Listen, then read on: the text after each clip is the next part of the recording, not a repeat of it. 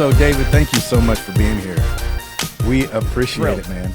Yeah. I also just to get to talk to you because, you know, of how our history, we go way back, you know, it's so funny. A lot of times when I think about you, there's this like back when I was learning After Effects, which we can get into all the stuff that I do for a living now. But when I was learning After Effects, I remember we did some video that we did like announcements or something at our church. And you were like the host of it. And you were like, you know, you did something where this was supposed to be fire. And I put fire into your hand. You put a flame over my hand. Yeah.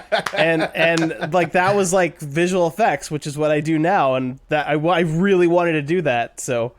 That's crazy. I know. And you've got this winding road, which we'll get to, of where you are today and moving all over the country and, everywhere and all that stuff. And so I'm actually really excited to get to that. But I wanted to start with, you know, guys, everybody listening, this is David Tate. He's I mean, as close to lifelong as I get personally. Yeah, same. My lifelong friendships really do start when I was a teenager. Like, I don't have a lot of like, we were friends when we were 3 and now we're friends. Funny enough, though, I mean, and we'll mention him throughout the show, Eric, who's your roommate for a couple weeks here.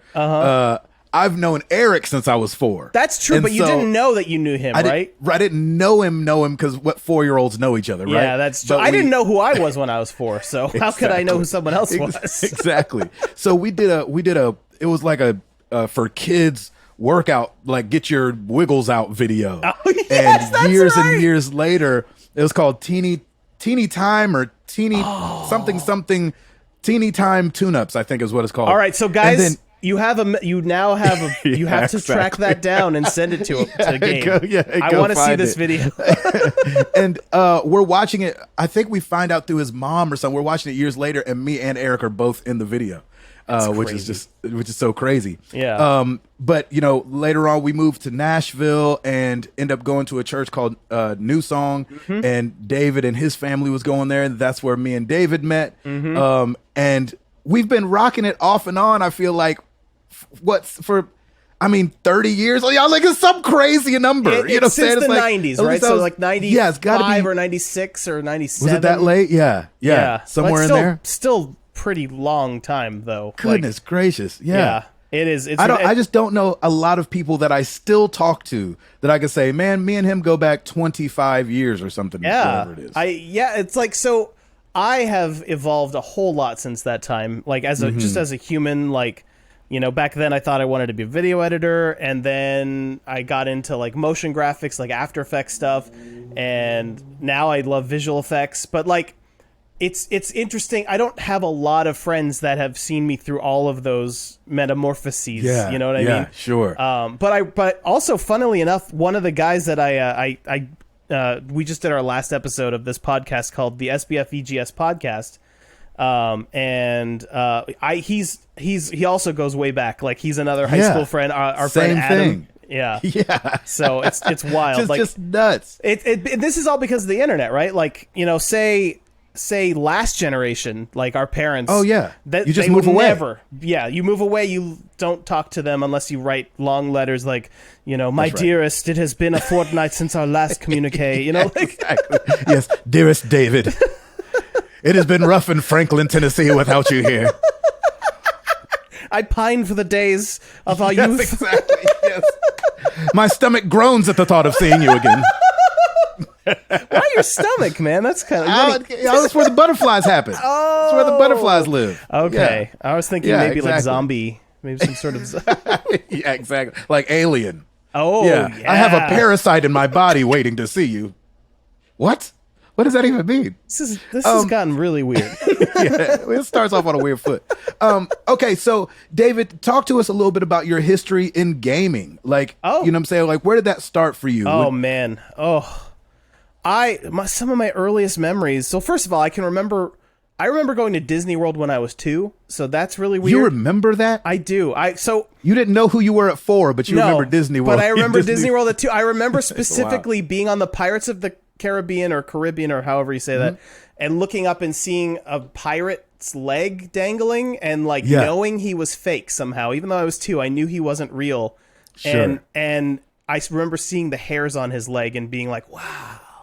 and I was 2. And and then we went back when I was 14, and they're like, David, now you think you remember this ride? I'm like, yeah. I'll look for the pirate that I remember. And I found him again, and I saw it, and I was like, look, there he is. And so I don't know how, but that is anyway. So that's my earliest memory. But other than that, my earliest memories are me going to Toys R Us with my dad and buying an Atari 2600. Really? Yeah, because my dad was obsessed with pole position, and he really wanted to, like, he played it in the arcade, and he wanted to play it at home. And so we got that, and he never played it because he was disappointed that it didn't have a steering wheel. Oh, so he didn't like using the joystick. Yeah, no, he hated the joystick. So I just played all the video games instead, and kept making them buy me more.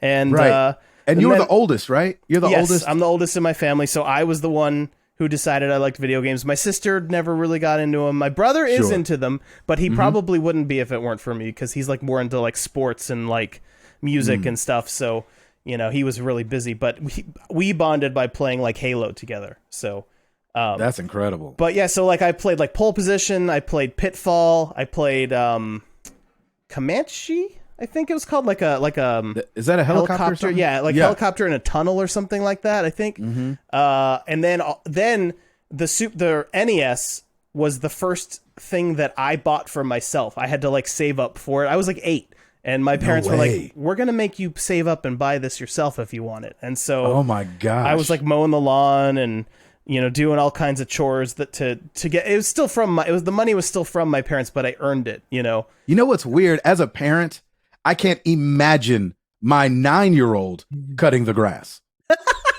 I'd be like, just let me do it. Just stop. I'm sure I didn't actually push the lawnmower because I was 8, but I did something to help my dad. Maybe I was bagging the grass into like, I don't know how I helped, but I know getting that I did. Getting the leaves together. Yeah. So you bought an NES on your own. I bought an NES. Do you remember what game it came with at the time? I think it came with Mario and Duck Hunt. It was the combo. It came with Super Mario and Duck Hunt with the light gun, which I liked that a lot too. The shooty shoot. Yeah, the shooty shoot. And I remember seeing Mario for the first time at a friend's house, and that's the moment I started saving. I was like, I need to get this game. It looks amazing. And so man, I remember as a kid, like, it was one of those things. So when my parents were married, it was the same kind of thing. Like, my dad was totally into pushing me in that direction. He'd always been like a tech guy a little bit. He liked to be at the front of things. He was a car guy. I forgot to mention this. I grew up listening to records of your dad, by the way. Did you really? Yeah, Leon Patillo. I listened to his to his records growing up. My dad had them, and they were one of the few that I really liked. So that's nuts. Yeah, it's crazy. My gosh, this was meant to be. It was meant to be. Our friendship was written in the stars. Yeah, it was. And so my dad would always buy these things, but once they divorced, it became this weird thing where we didn't really have the money to go get everything that came out. But talking about the NES and seeing it and being so impressed, I remember going to a family's house, and I'm sorry if this sounds racist. It's not supposed to sound racist, but I'm just prefacing it with that it might sound it. Okay. They were Asian. Okay. And they had the NES cartridges that we couldn't get. And so they had like Street Fighter and things like this on NES cartridges, which I had just like never seen before. And I remember being like, I need to get that. And then like slowly learning that you have to import that from Japan. But this guy's dad would send it to him. That's so cool. I feel like there was this whole generation of 80s babies whose dads got them into gaming. Yeah. Because it was so my dad. new. Yeah. It's definitely my dad too. This kid's dad, sending them from Japan. And so you start there, and then did you have a favorite game as a kid? Like, let's say from when you start in Atari till like, let's say PlayStation. It's a big gap. That's a big gap. Okay, so my favorite game in that, probably Super Mario World. Was it? Yeah. That was mine too. Really? That's amazing. Yeah, I still to this day say that game was as close to perfect as you could have gotten. Yeah. I actually just recently lost internet because of my own stupid reason. I left my window open. There was a hurricane. You don't want to leave your window open in a hurricane, guys. Pro tip. And if you're listening, close your windows during the hurricane. My modem died. It totally fried. And so now I have internet back, thank goodness. But so it made me nostalgic because I grew up without internet until I was like 14 or 15. And so I suddenly started playing old games. Like I went back and played Parappa 1 and 2. Yes, I saw that you were playing some offline games. And then I played Super Mario World on my Switch. I did cheat, and I tethered my Switch to my phone just for a second so I could get the SNES app to launch, but then I just played Super Mario World, and I'm like halfway through it now, and it's so good. Isn't it so good? Do you find it challenging or do you find it easy? No, I was surprised because I just turned 40. Hey, we'll say birthday. I just turned 40. We'll just say that. Us 81 babies. Yeah, well, I'm an 80s baby, so. You turned it during the pandemic, but you're having to do it. You're having to celebrate this year. No, I mean, so I'm still 40, so I'm just going to tell people I just turned 40 as long as I can. You know, it's funny. I have a buddy who turned 40 in 2020 as well. Mm-hmm. And then, so for the day before he turned 41, he had a turning 40 party and then had his turning 41 party the next day. Oh, that's a great idea. I thought that was hilarious. That's a pretty good idea. I might steal it. But, so where was I going with that? I turned 40. I was asking you if Super Mario World was hard. Oh yeah. So I just turned 40 and I was like, oh man, this game's going to be so hard now. Cause like there's that whole thing as you get older, your reflexes get worse and probably like competitive gaming is probably going to be one of the first things I can't do anymore. Right. Yes. So I was like, I booted it up and I was kind of wincing and all of the muscle memory just came right back. And Isn't that crazy? Yeah, it's crazy. And I have the Switch SNES controller, like the wireless one that you like, absolutely. And it all came right back to me. I remember where secrets were, and I was like figuring out. I knew where most of the alternate exits to levels were, like the red. You know how the red dot levels are? There are 2 exits. Yeah, and so I remembered where all those were. I'm very proud and impressed with my my reflexes and my brain for still being able to keep up with that game. So how far along are you in it? I just got, oh boy, what's the bridge? There's a bridge after, so, there's all the different worlds. There's World 1, World 2, and then World 3 with that, like, really cool, that song? Anyway, and then you beat that, and then you go on this bridge, and that's where I am. I don't remember the name of it. It's like Butter Bridge or something like that, or Cheese Bridge. Okay. I don't know.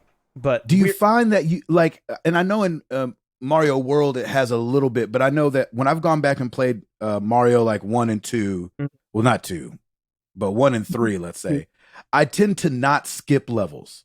Oh yeah, no, I'm trying to play everything. Yeah. Yeah, right? Mm-hmm.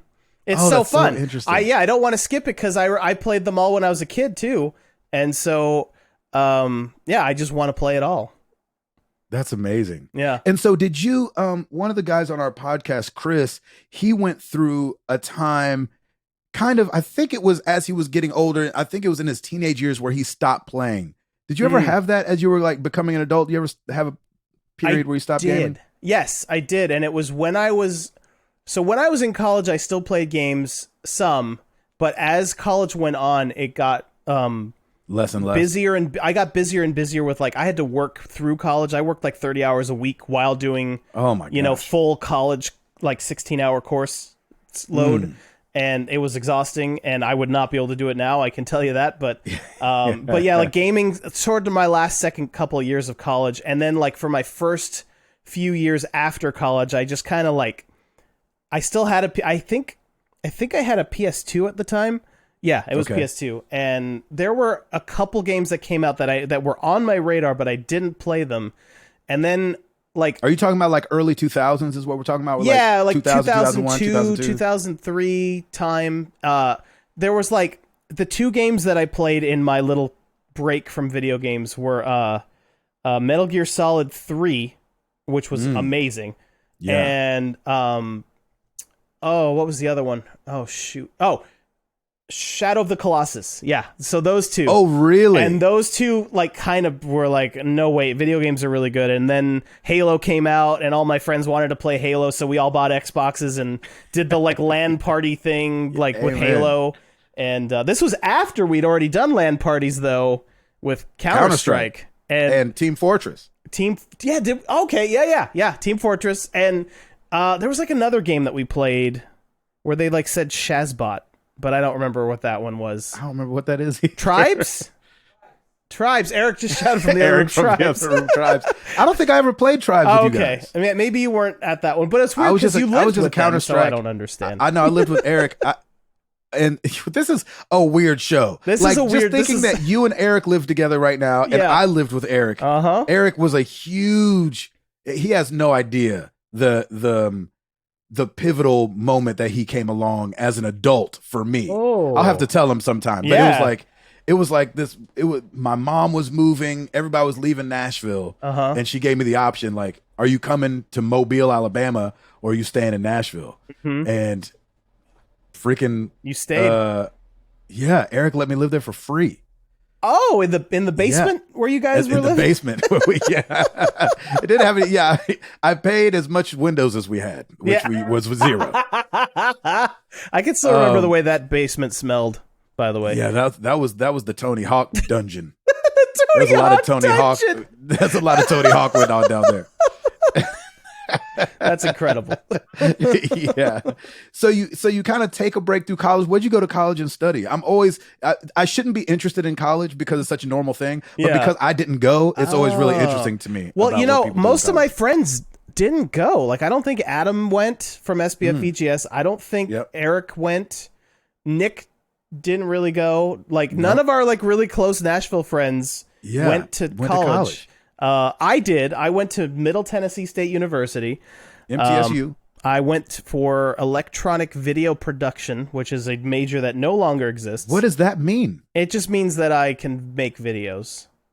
We like, Which you were already doing. You and Eric were always so far ahead of the rest of us. I was, because we went to New Song, and New Song had this guy named Brian Glassford, who he like had this vision for like media in churches. He really did. And he bought this like super expensive computer that could edit video, like back before that was normal. Like movies and TV shows were just being edited on computers, and New Song had one too, which was crazy. I don't think that would happen nowadays. But shout out to Brian Glassford. Man. He was a believer in people's dreams too. He was really like to be the wind behind people. Yeah, and push he them in did. that direction. He did. Because I wouldn't have done that show that you edit, doing that thing, the announcements for the church. I wouldn't have done that if it wasn't for Brian Glassford. And then you come along and he's the reason I moved to Vegas too. I don't know if you knew that. Brian Glassford. Oh yeah, of course I knew that. Yeah, we're getting there. Okay. So anyway, he like, I was 16 when I edited my first video on a computer. Wow. And most people my age can't say that. Like, most people are like, I was 20 something, but right, absolutely. So I had like a real early start. And that was, so I already knew everything I was learning in college. The last couple of years of college, as far as grades, they just skyrocketed because I already knew, like, because once you start getting into your major classes and you start learning things, I already knew all that stuff. So for me, the hard stuff was like biology, and you were like somebody that knew Spanish already, taking Spanish. Basically, yeah. But when it comes to video production, and I wonder what their major's called now, because they can't still call it electronic media production, because that makes no sense to anyone. Yeah, I don't know what electronic media is that just videos on a computer? Yeah, they're talking about video on a computer. Yeah, that's what they're, because I didn't learn film. So, and like in their minds, they're like, well, this isn't film, this is video. So we got to give it a different name. Okay. Okay. So we hint about you moving around. Did you go straight from college out of town, or what was that there? Did you end up working in video and then moving with Brian, or what happened there? So I was not originally from the South. I grew up in New Jersey, and then I moved to the South. Right. And that's when I learned that racism still existed. Because when in my little bubble in New Jersey, like, seriously, I went to like the most multicultural church. Man. I had friends of any, like, I didn't care. Like, I literally didn't care. Know to care. I didn't know to care. Yeah. And then I moved to Nashville, and I told one of my friends in school, oh yeah, that my friend Mitch back in New Jersey, he was black. And they're like, what? And I'm like, what is happening? Like in my head, that was what the Civil War was, and it was over. You know what I mean? So didn't we handle this? Yeah. So, I thought we handled this already. Yeah. So I had my whole life blown away. I was so confused. The South confused me. And I love all of my friends that I met there. I'm not trying to trash the South. I think there are amazing people everywhere. But for me, I was like ready to leave the South when I was done with college. Yeah. And so I got out of, I went to my last class in Nashville. And I said, technically, it's Murfreesboro. If we have any Nashville listeners, you're going to be like, it's not Nashville. Middle Tennessee State University is not exactly. Nashville. So I went to my last class there, got in my car. It was already loaded up with all my stuff. Got in my car and left. And all I knew was I was going to go to New Jersey for a little while because I had some relatives there. And so you went back home. I went back home, but my family didn't live there. But anyway, This is getting real convoluted. I lived there and tried to work at a church there in their video department, but they couldn't afford to pay me. So I just like worked for free for 3 years. And then I was for 3 years. Yeah, for 3 years. And who did you live with and where did you get your actual money? I lived with my grandparents and I worked at Starbucks. There you go. And I was like, after 3 years, I was like miserable. I'm like, what am I Wait, doing? You worked at Starbucks in Nashville. Did you? No, I worked at Atlanta Bread Company. Atlanta Bread Company. That's what it was. Next door to Starbucks. Right next door to Starbucks. That's right. The last time I was in Nashville, this is how long ago it was. That ABC was still there. It's gone now, I think. Oh yeah, that thing's been gone. Yeah. That's a Drake's now. No. It's a Nuke's. What the heck? I don't know if you've ever heard of Nuke's. I don't know. It's sandwiches or something like that. Okay. I've been there twice. It doesn't look good. It was all right when I went. Yeah. Oh, that's weird. Yeah. But anyway, I haven't been in Nashville in a minute, but so I moved to Jersey. I was like, what am I doing with my life? I'm not making money doing what I love. Yeah. I need to do something. And right then, Brian Glassford like sent me an instant message on AOL, which is that's the only way he knew to contact me. He just saw me get online one day and sent me a message right away. Is this David Tate? And I was he heard that door open up. Yeah. And that little like, beep, beep. Like I can't even do the little message. Oh no! At that point, it was doo-doo-doo or something like that. Yeah, that's right. That's right. Anyway, he sent me a message. We started talking. Hold on a second. Can we just pause for a second? Like we got to remember, AOL made a sound every time a friend of yours got on. I know. Could you imagine that now? Oh, You'd go so crazy mad with how many times the door would open and close, open and close, open and close. Towards the end of AOL's life, I was still using it a little bit, and I literally had to turn the sounds off because with phones and everything, they would just pop in, pop out, pop in, pop out every time. That's right. So anyway, AOL. So Brian, you kids have no idea. How they don't know the struggle. So Brian sees you open the door. Welcome. Yeah, exactly. Welcome. That was a girl who worked at AOL's husband who like dabbled in voiceover. And so they AOL wanted to do this thing where they were like, man, we need to have like a sound play when you come on. They're like, we need to welcome people online. And I think he recorded it in his garage. Oh my! And so it's like this husband of this lady that works for AOL doing all those. You've got mail. Welcome. Goodbye. Like my all that favorite stuff. one was always files done. He was just so pleased that your download is finished. It sounds like somebody from Warcraft. Oh, files done. Yes, my lord. No, wait, that's StarCraft. Right? Oh yeah, StarCraft. Sorry, it's the same. Come on, man. It's the same. They're universe, basically right? The same. It's the same people, right? It is the same people. It's Blizzard. Yeah. Gosh, I used to love StarCraft. Oh, me too. And also, I remember we're all over the place. I remember the Warcraft 3 beta was out, but none of us got invites to it. So we found a way we found a cracked version somewhere. I don't know how or why. And then Nick found a way to run, or maybe Eric, one of them found a way to run a cracked server so that our Warcraft cracked clients could That's connect. right, wouldn't see it. Yeah. That's right. So Battle.net wouldn't see us signing on. So we would go to a fake Battle.net. We would have a fake Battle.net that we would play against each other. Isn't that crazy? That's crazy. Because me and Eric also ran a server for Team Fortress out of our house. I do remember and we played God all the time. Yeah. And if somebody was being a jerk, we would go into the command prompts and unbind all of their keys. And so they couldn't even exit the game. We would unbind all. And so they would have to turn off manually their computer to leave because none of their keys work. And so they'd be spinning around doing something silly and then just stop. So Couldn't look around or anything. Oh, they we were abused probably our powers. so mad too. Yeah, we were abusive. Sorry to those gods. people. Oh man. I don't remember. So, where are we? What are we talking about? Don't get old, kids.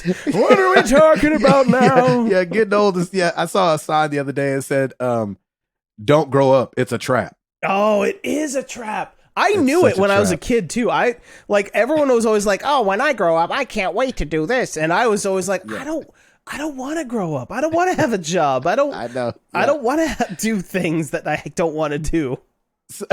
So I think we were halfway down a rabbit trail after talking about Brian contacting you online. Oh yes, so he offered me a job just randomly on AOL, out of nowhere.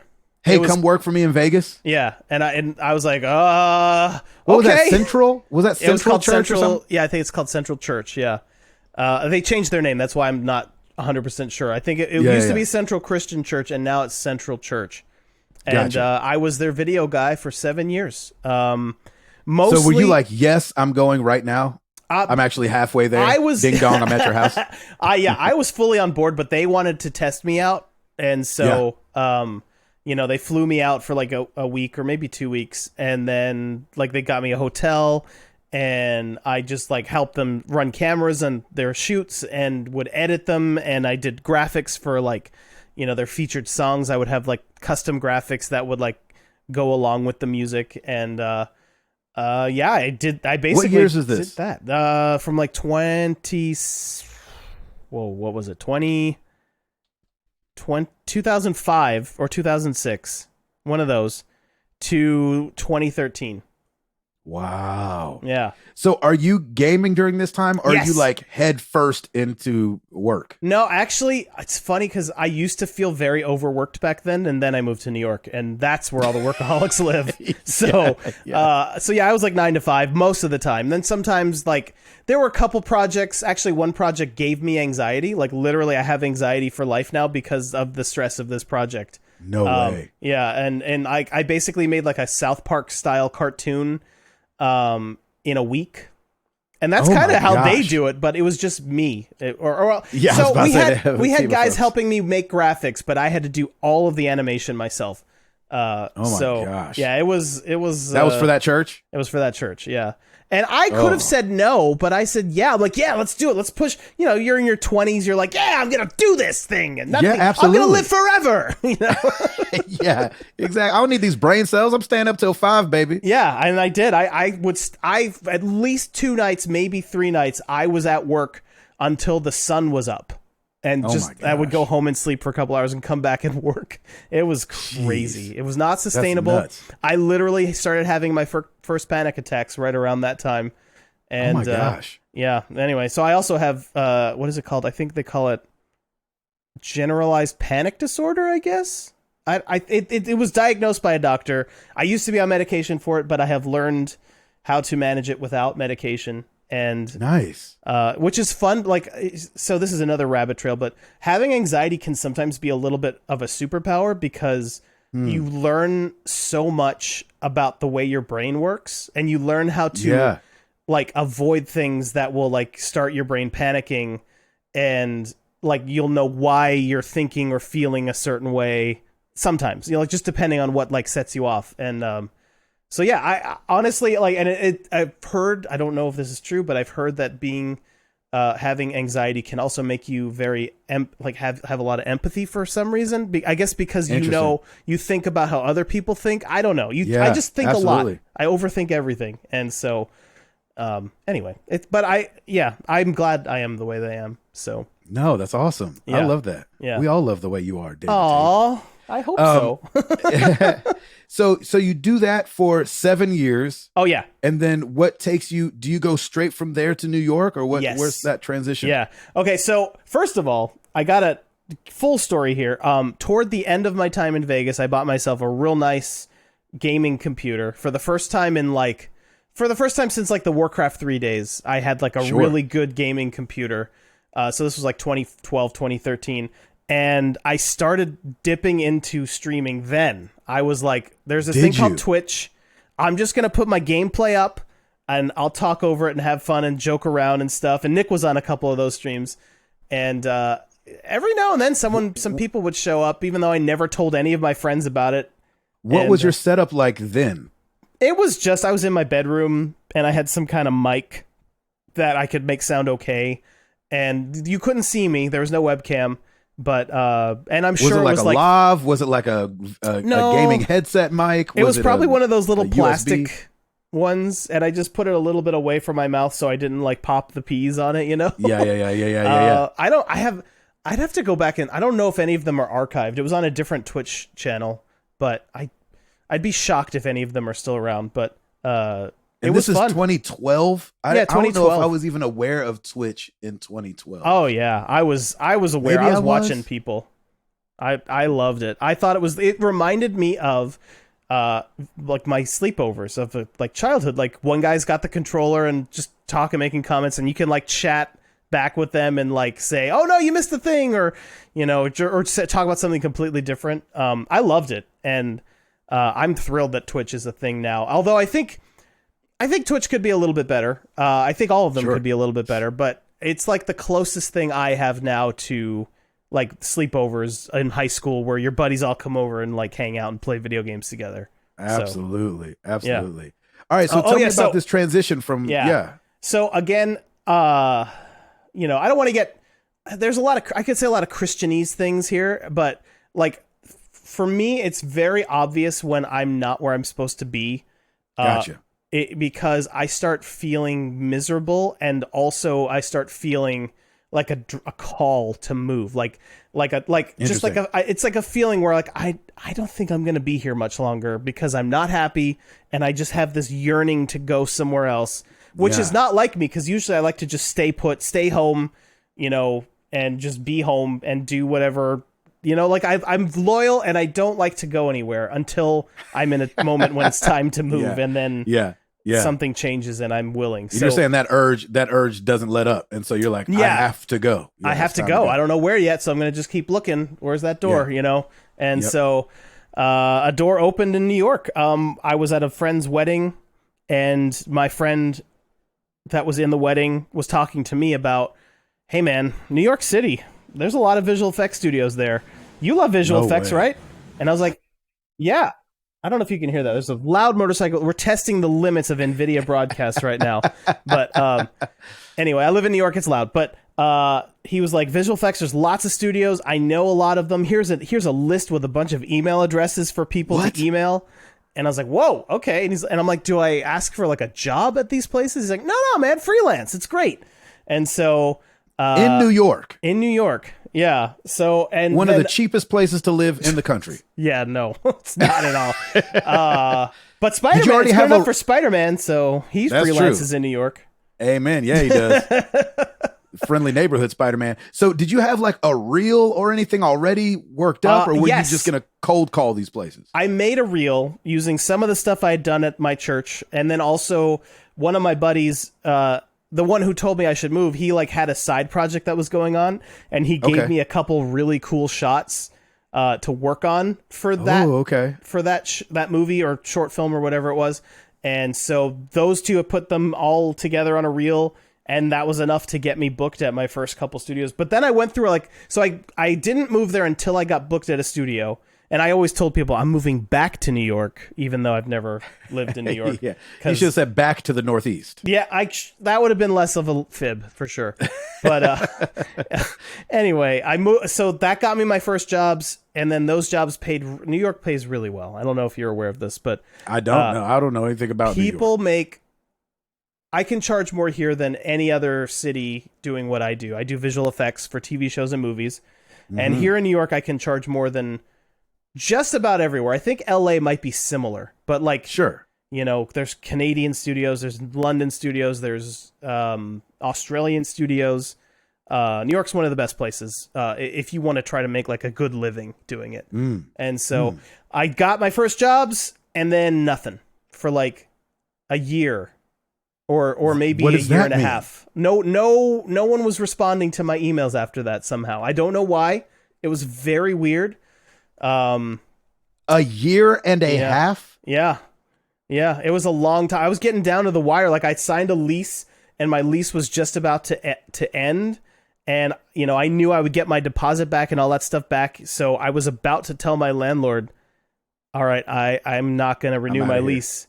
And then boom, I started getting work again. It was like a real test of like. So how does that work? Because I don't know. Because, you know, in voiceover, we have to audition all the time. Mm-hmm. Yeah, I was sending emails all the time. Is that what it was? Is that what it is? Like, hey, look, I can do things. Like, what can you tell us? Like, what was like the first couple jobs that you were doing, and then what are you chasing after that? Okay, yeah. Oh, so that's another little wrinkle. Like, when I first moved to New York, I was more pursuing After Effects, and then I switched to Nuke.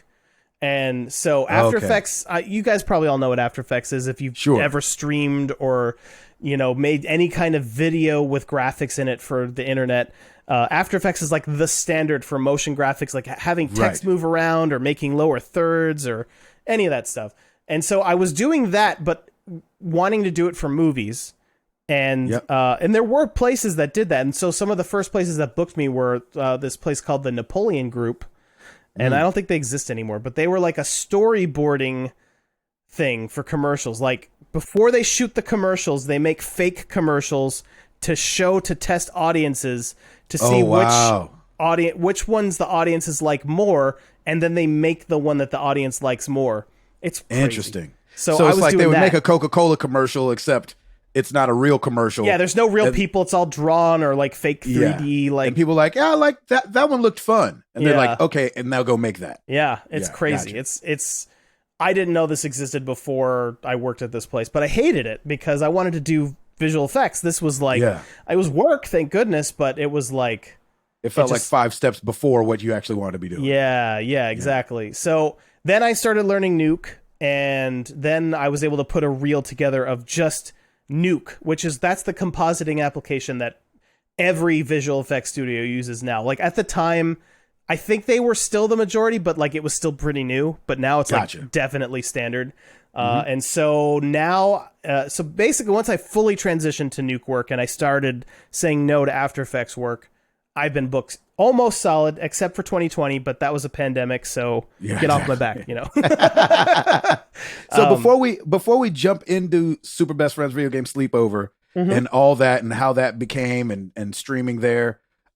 Give us just some of your like greatest hits as far as like some of the stuff that you've worked on, because I know there's been a couple things that you'll throw around. I'll be like, oh, you did that? Oh, you worked on that? Here, hang on, let me open my IMDb really quick. I'm sorry. Excuse the heck out of me. If you would like to read along, imdb.com, David Tate. Yeah, I am David Tate the second. Ooh, are you? I didn't even know you were David Tito Tate the second. I mean, I'm actually not the second. That's just how IMDb does it. If there's already a David Tate, you get put to another one. So I'm really David Tate, just the only one. Oh, I got you. But okay, all right. Let's get into this. So some of the first stuff I worked on, the first movie I worked on was Love the Coopers, which no one's ever heard of it. I think I was about to say I don't know that. I know Hanging with Mr. Cooper, but I think that's different. John Goodman was in it. Okay. What are these people's names? Steve Martin is in it, apparently. Oh, he's just a voice. Diane Keaton, Ed Helms. Those are big names for me not to ever heard of it. I know. Somebody out there has heard of it, though. I'm sure there's some ladies out there that are like, oh my gosh, I love that. So anyway, that's my girl impression. Then I worked on Jessica Jones. Oh, yeah. Daredevil. Yeah. I worked a little bit on the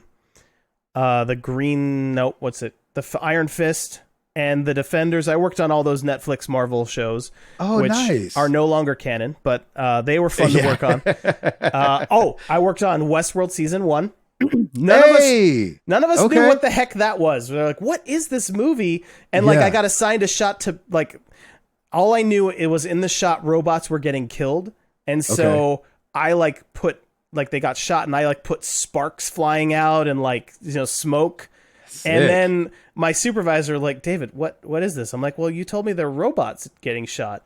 They're like, no, they bleed blood though. And I'm like, really? That's so weird. But anyway, now it all makes sense. But at the time, none of us work knew. Up this whole shot and it's sparks. And they're like, no. Yeah. Go back. And you're like, oh shoot, now you have to do blood. That's hilarious. Yeah, I just was so surprised. I'm like, but they're robots. Anyway. Yeah. And also, fun fact, I won an Emmy, or at least I contributed to an Emmy. What? Because I worked on the season finale, which won an Emmy for visual effects. So I have like a plaque. Do you have a statue? Name. No, I don't have a statue because only 4 people can get the statue, and there was like 100 people on my team. But I got a plaque that says, from the Academy or whatever. It's not the Academy for Emmys, but whatever it is, with my name on it. And I show that, back when I was still dating. I have a girlfriend now, but when I was still dating around, every time I brought the girl over, I'd be like, check this out. You see this? How many fellas you been out with that got an Emmy up in here? That's what I thought. That is so awesome. Yeah, let's see. Ocean's 8, that Maniac show. Right now I'm working on... I worked on the Wu-Tang, an American Saga. I got some cool shots on that one. Nice. And so just for people that are wondering where they're like, I worked on this, I worked on that, is it usually like, could it be from a gun blast to the TV in the background to rain outside? Is it kind of like... It was pretty random. As my career has progressed, as I've gotten more established, so you start out doing like wire removal. So like in Daredevil, Jessica Jones, I was removing all the wires while they did all their stunt work.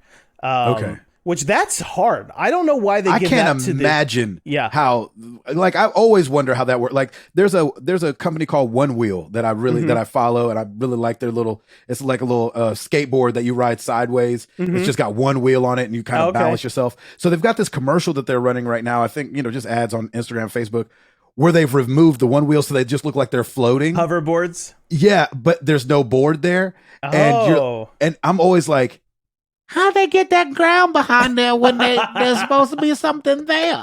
I'm a layman when it comes to this stuff. That's not, that's removing a whole one wheel, but I would imagine wires and how fast that's moving across, and you're having to scrub them out. You can't just erase them and leave white there. If it goes right in front of someone's face, you got to reconstruct their face for that one frame. It's real neat. It's really neat. That's incredible. It's hard. It's the hardest stuff, and they give it to the early art. They give it to like the juniors and the brand new compers, because compositors, we call them compers. Because nobody wants to do it. Because nobody wants to do it. Yeah. So, but now that I've been going for like what's been like 6 or 7 years now, now I get really cool stuff. Like I worked on this show called Nosferatu, but it's spelled like it's like a license plate, and it's got like Zachary Quinto in it. Anyway, it's I never saw the show, but the visuals are really cool.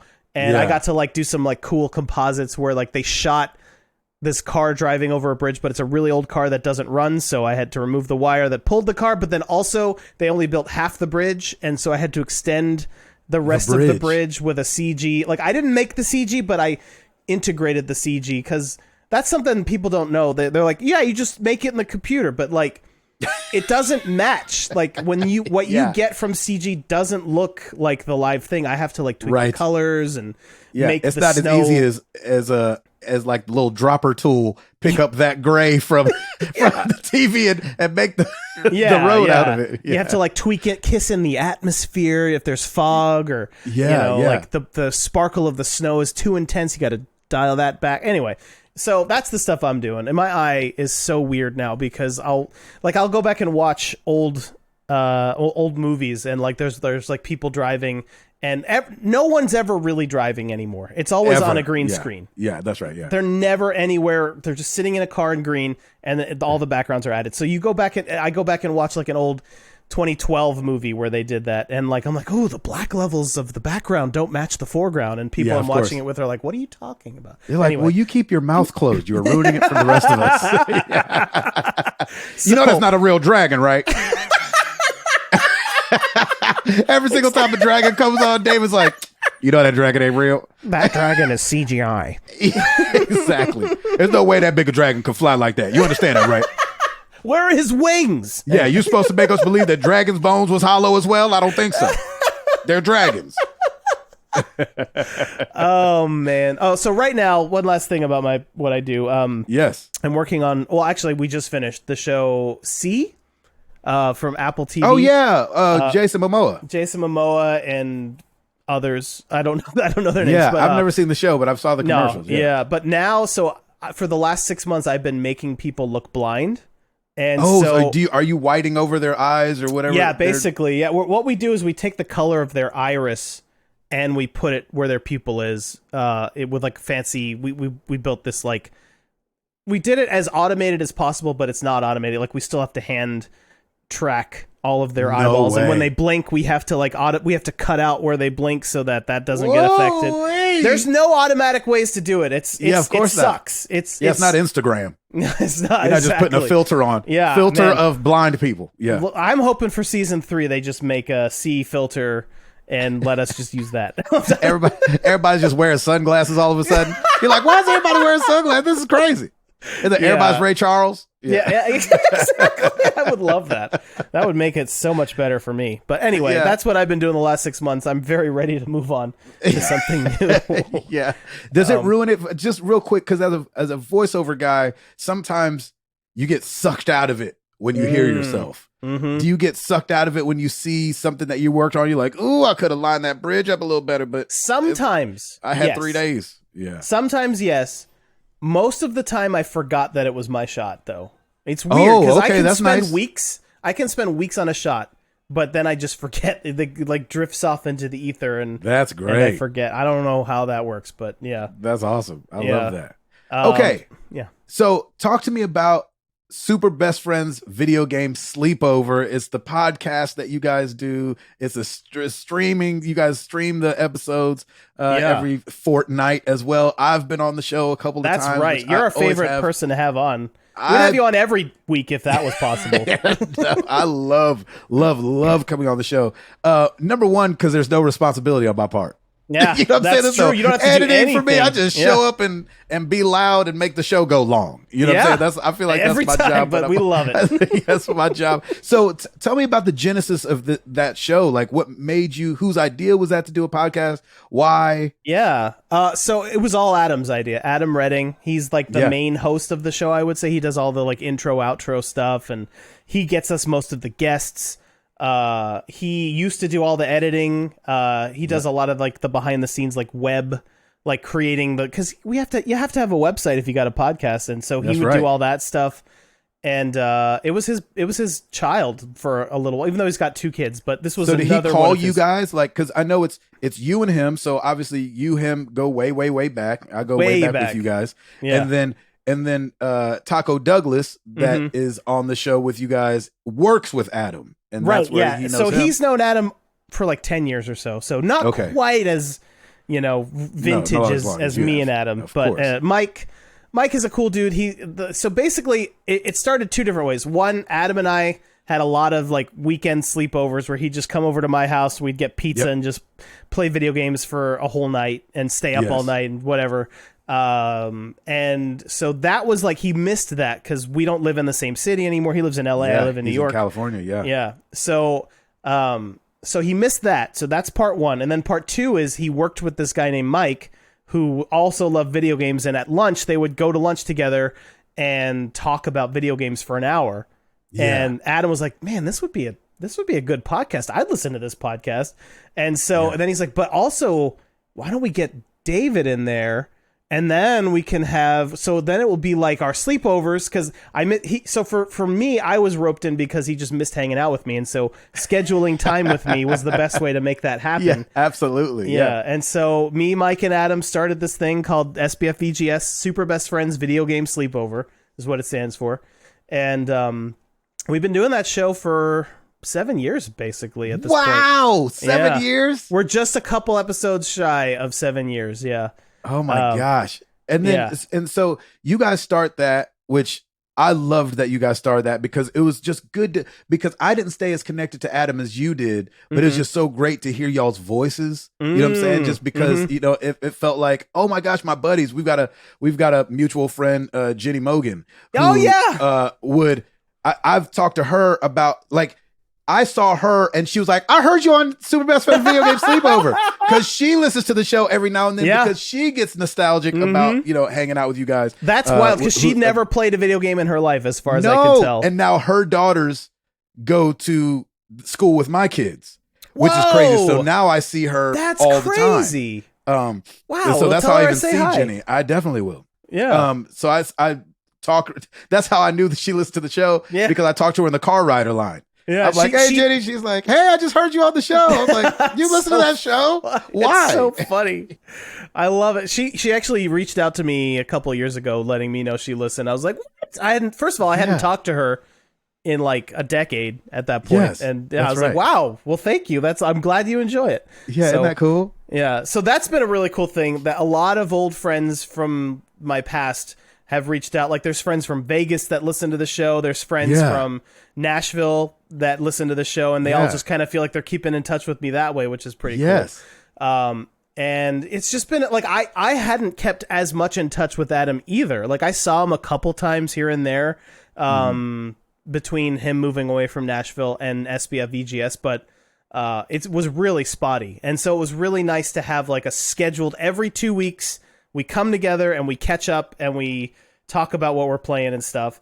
And it's been really great. And, you know, unfortunately, all good things must have an end or a hiatus, or an intermission, maybe. As DC intermission, maybe. We're trying not to call it an end because Adam is currently working 2 jobs and has a full family, a wife and 2 kids, and however many dogs and cats they have. I know they have several dogs at least. What? Why? Oh man, I don't know. Some people do that. Yes, we did that growing up too, so I kind of don't have a lot. We did not do that. But we couldn't keep fish alive. We just come home like, oh man, what happened to the fish? I can't keep plants alive, so I'm in the same boat. I don't know what I'm doing wrong.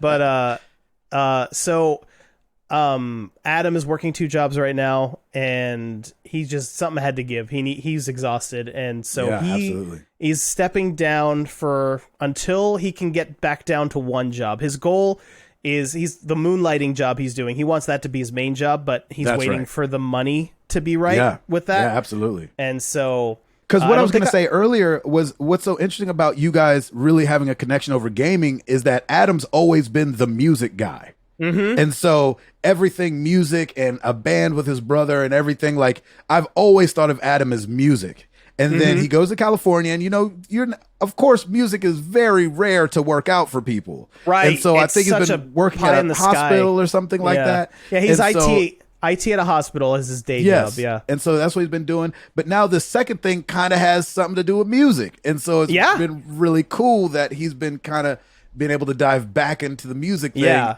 an old passion kind of getting rekindled here. Yeah, I absolutely. So as much as it hurts me to like, well, let's put it on pause for a while then. He actually wanted me to keep going with me and Mike and like find a new guest or have a rotating group of guests. Yeah. And I was like, I mean, that's cool, but it sounds but it's not us. It sounds like a lot of work, and it also sounds like not SBF EGS because there's that. Like, unless it was only people like you and Eric and maybe Ryan from FCS, like, but it still wouldn't be the same without Adam. Adam has this like fun vibe, which you have a fun vibe and Eric has a fun vibe, but it's just different. You know what I mean? Of course. Absolutely. So absolutely.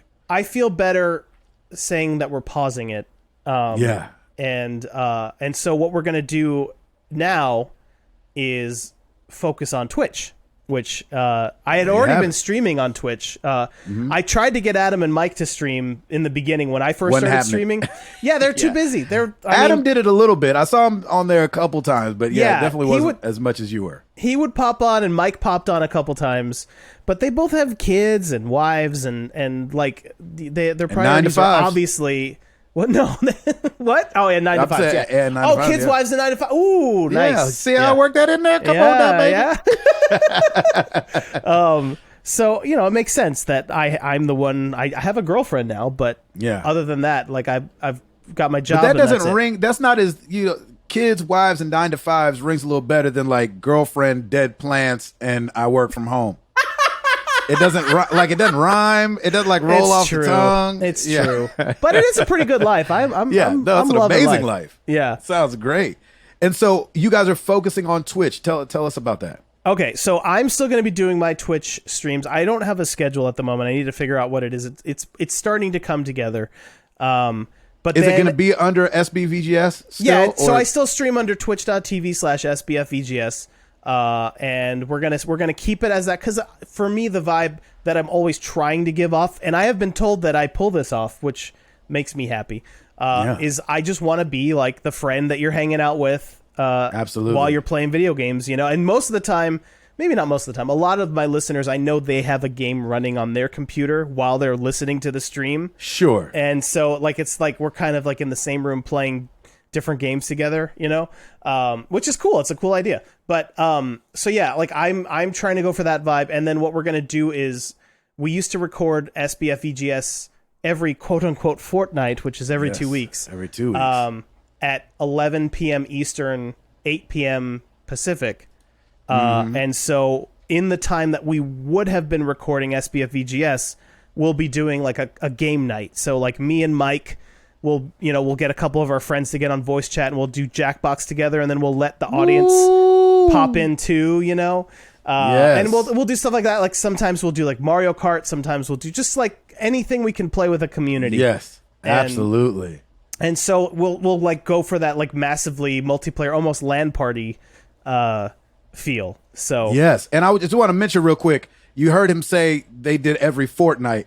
This podcast was doing every fortnight before Fortnite was around. Yeah, so I don't Fortnite want did anybody not to think that it didn't even exist. It wasn't even a twinkle in Epic's eye when we started they first started saying that. Yeah, because they always say coming at you every fortnight. And obviously it's going to start feeling like they copied the most popular game on the planet. Oh yeah, I mean, I feel like that moment has already come and gone, because I think Fortnite's starting to like, it's not the #1 game on Twitch anymore. Like it's like, yeah, what is these days? Oh. Rogue Company or something crazy? Honestly, the number one thing on Twitch now is just chatting. Just chatting. I knew that was up there, but I didn't know what the most popular game was. We could play a game where we do a guess, where we like try to guess what the #1 game is. Oh on my Twitch. gosh, I would have been wrong. I'm already looking at it. Oh, you're I already would have looking? never guessed this. Oh, okay. Don't look. Don't look Okay, yet. Okay, I'm not looking. I'm not looking. I didn't see it. What do you think it would be? Because I would have guessed if it's not Fortnite. I knew just chatting was winning. But I would think if it wasn't Fortnite, I would have thought like League of Legends or Valorant. That's what I would have I'm thought. gonna say Splitgate. Oh, I haven't played that yet. My brother said I have to download that. It's good. Maybe we'll get you on one of our game nights and we'll play Splitgate. I would love to do that. Yeah. Splitgate is not even in like the top 10. Whoa, okay. The #1 game is Grand Theft Auto 5. Right now, with 250,000 viewers, and Fortnite is third, followed by League of Legends. Well, it's third in the list from just chatting, but second game, third is League of Legends, then Valorant, then Minecraft, Warzone, Apex, Rust. That's crazy. Wow, that is crazy. That's really crazy. Who is it? Who is the guy? I need to know.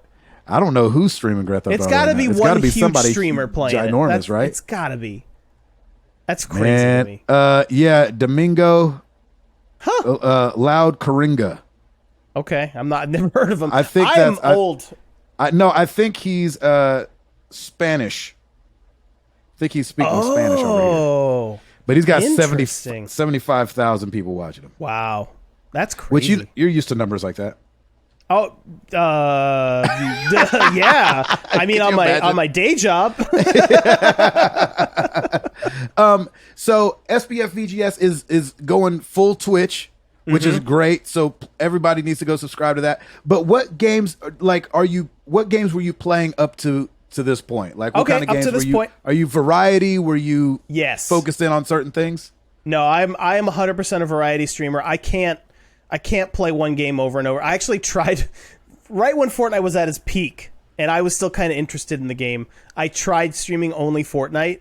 Oh my gosh. And like by like the third stream, I was so sick of Fortnite. I'm like, okay, I'm bored now. Yeah, so I gotta move on from this. Yeah. I don't know how those streamers do that. Like just stream one game day in and day out. Well, it depends on the dollar amount. You know what I'm saying? I guess, but I don't think I would be happy in that. Like if I was just playing one game for my whole life, basically, I don't think I could. I don't think I could be happy with that. Yeah, sure. So what kind of stuff are you playing? So let's see.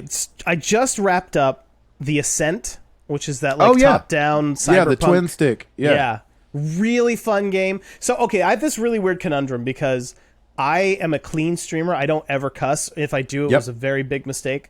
But but then I play like really violent, gory games. Right, like where the games are cussing, and they're cussing. So I can't say it's fully family friendly. Yeah, but I'm not the one that's host making is it family friendly. Yeah, that happened to me when I did I think it was my first or second Extra Life stream, and I played Quantum Break. What was it called? Quantum Leap. Quantum Break. The Remedy game. Yes. Yeah. Boy, that thing started dropping F-bombs left and right. I was like, oh, I'm so sorry. I tried to I actually played it later at night, so, hopefully no kids were around. Yeah. But I did feel bad. I mean, I did beat the game. Right. I didn't feel that bad, obviously. I kept playing. Bad, but not that bad. Yeah, exactly. Quantum Break, yeah. I do have a coin, so on our podcast, if someone ever cusses, we just play a Super Mario Brothers coin sound. And so Nice. if I know a cuss is coming, I can sometimes catch it with the coin. But but there's not a whole lot of warning. So and then you are also a gaming PC guy, right? Or are you ever playing on a console? I mostly play PC. I have this RTX 3090 just sitting here staring me in the face. She's a beaut. She's a beaut. Yeah, I got the rainbow colors kind of streaming across it. It's beautiful. Yeah. But I also got RAM to match it recently because I'm like, well, oh geez, it's time to get the gamer lights in there. Go big or go home. Yeah. So yeah, I've been playing a lot of PC games. Oh, I just started Death's Door, which is like a Zelda style game. I heard that's amazing. People love that game. It's really good. Let's see, what else? I just beat. Man, why don't I remember? I even gave it a pizza rating. Oh, it was The Ascent that I gave a pizza rating. What rating did you give it? Oh, I gave it 5 out of 5 pizzas. So my rating scale is entire pizzas. Yep. And so I gave it 5 out of 5 entire pizzas, which that's not the best score you can get. The best score you can get is 6 out of 5 entire pizzas. That's right. So turn it up to 11 if you know what I'm saying. That's right. So that wasn't like me. That wasn't the best. Oh, Doom Eternal was the game that I played before The Ascent, which is, again, another super bloody game. So yes. I have this real branding issue. That's amazing. So, and then moving forward, you're going to be doing party games. That's right. Every other Thursday night. I think it starts. It doesn't start this week because, well, this week is not this week for our listeners. We're about to record our last podcast episode for now, and then the week after that, which will be September. Let's see. Hang on, this is real hard for me. September 23rd will be our first. It's gonna be the first family fun game night. Yeah. It'll be the first sleepovers. Is that what you guys calling them? Sleepovers? We're gonna call them sleepovers for sure. Heck yeah, with your super best friends. That's right. And Adam might show up. Super guest friends. I'm hoping to have some of you guys there. And Adam will show up from time to time. Because he doesn't have to do all the editing and everything still. Yeah, absolutely. Like, he's still more flexible to do that. So it's gonna be fun. I'm really excited. Amazing. At first I was sad, like you were texting me right when I was getting the news, and I was like really like bummed and like, oh my gosh, what is my life? But the more I think about it, the more excited I am. As long as people show up, as long as our listeners are like, you know what, I still want to keep hanging out with these guys and come over to Twitch. As long as that happens, then I consider this a positive shift. Yeah. So we'll see. I'm excited. I might have to stop texting you because do you remember the last time we text, you had something bad happen? Do you remember that? When we got together, me, you, Eric, and Nick to play Fall Guys. My cat died. Your cat died. Yes. That's right. And you were like, I really needed this, guys. Oh, that's right. Oh, wow. I forgot about that. Wow. No, I don't stop reaching out. Okay. My life is still good. It's fine. Everything's fine. What have you learned from streaming? What have you learned from like garnering this community? You think you've learned anything or? Yeah. This is a weird one. I've learned most people get it. Most people get that you are being friendly to them, but they don't really know you. You know what I mean? Most people get that. Most people are like, yeah, this is a cool dude that I watch. And then there are some people that are like, be my best friend, Yeah. Absolutely. And one of them was a 12-year-old kid. And I was like, no, I'm not going to be your best friend. I can't do that. Yeah, I literally cannot. Go hang out with your dad who's the same age as me. You know, like so it was tough. That was like, because I'm the kind of guy that I want to make everyone super happy. And I knew that this kid meant well and he just wanted a friend, but I also knew that he had no idea what he was asking for. And so I was just like, I also did not respond to any of his DMs ever because Right. Yeah, never. Anyway, I felt bad hurting his feelings or whatever, but also, so that's been a struggle for me because I'm a real people pleaser. And when I know someone is finding out boundaries. Yeah, boundaries. Trying to work out boundaries. Yeah, boundaries when it comes to Twitch is a very strange, especially when you're used to, like, because I've been doing it for a couple of years now. And when I first started, it might just be Eric there hanging out with me. And so, like, I would talk about anything, whatever. Like, oh, my girlfriend just dumped me, whatever. But, like, as more people start watching me... It's more than just Eric and your mom. That's right. It's checking out your Twitch actually, stream. my mom doesn't even watch, so... Has she never seen it? Nope.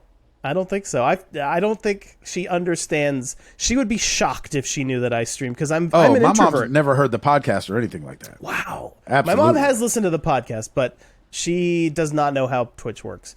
Anyway, we have a group of people that watch us now. I don't want to say numbers because, like, numbers are never impressive. Nobody's numbers sound. Yeah. Everybody's like, well, it's not like Nick Merckx. You're like, but this joke got 50,000 people watching. I'm also not making millions of dollars a year. You're right. That's right. But you know, there are people that are regularly tuning in that I've never met and that I may never meet, and so you know, there's just a boundary that I'm also an external processor, so I say everything I think, and so now I'm learning to, like, keep some things inside. So interesting. That's awesome. It's weird and awesome. Yeah.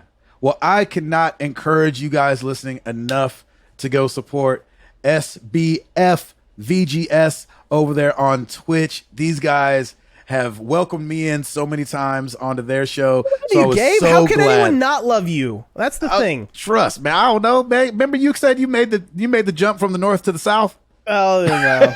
Okay, that's fair. But man, these are my people. We go so far back. So I would definitely say go jump. What was that first date again? September? 20 September. Oh God, 23rd.